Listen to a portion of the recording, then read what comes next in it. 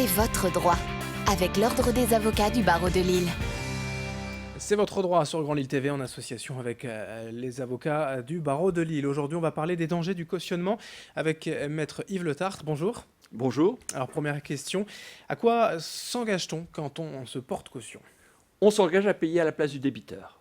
Le cas le plus fréquent est celui du prêt qui est consenti et qu'une caution vient garantir, notamment les parents à l'égard d'un enfant, ou un contrat de location où les parents viennent garantir le loyer qui est payé par leurs enfants, ou encore le dirigeant qui garantit un emprunt consenti par son entreprise, un engagement personnel de payer au lieu et place du débiteur. Alors, comment ça se passe dans les faits ? Comment se porte-t-on caution ? On se porte caution par une formule sacramentelle qui est imposée par le législateur, c'est-à-dire que c'est un écrit manuscrit, au terme duquel l'on s'engage à s'engager pour un temps et pour un montant déterminé. C'est une véritable formule sacramentelle qui figure au bas d'un document qui est remis par la banque, par exemple.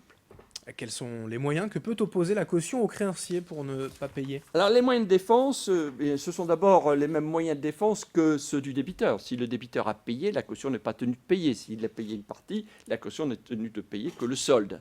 Ce sont également la mention manuscrite et le défaut de mention manuscrite.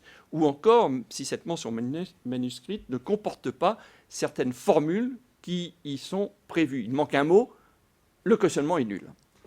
C'est encore la disproportion entre les moyens de la caution et l'engagement qu'elle prend. Si elle n'est insolvable, eh bien, elle ne sera pas tenue parce qu'elle s'est engagée au-delà de ce à quoi elle pouvait s'engager.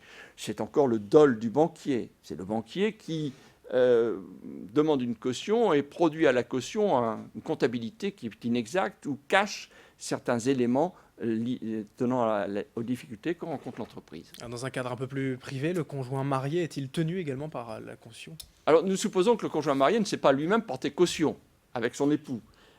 On suppose donc qu'il ne s'est pas engagé. En cas de séparation de biens, il n'est pas tenu sur ses biens.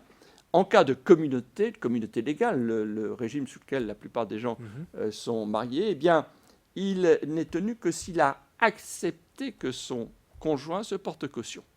Et il ne sera tenu, c'est-à-dire les biens communs seront le gage du créancier s'il s'est engagé, s'il a accepté le cautionnement de son époux. Mais ses biens propres ne seront pas engagés. Et du coup, en cas de divorce, que se passe-t-il ? En cas de divorce, c'est le juge qui va décider. Si par exemple, le cautionnement a été donné pour garantir une créance d'un banquier à l'encontre de l'entreprise de l'un des époux, le juge peut décider que le cautionnement n'engagera que l'époux qui exerce cette activité au sein de l'entreprise. Merci, maître Yves Le Tartre, donc, de nous avoir éclairé sur les dangers du cautionnement aujourd'hui. Je vous remercie. Merci à vous de nous avoir suivis. C'est votre droit sur Grand Lille TV en partenariat avec l'Ordre des avocats du barreau de Lille. C'est votre droit, avec l'Ordre des avocats du barreau de Lille.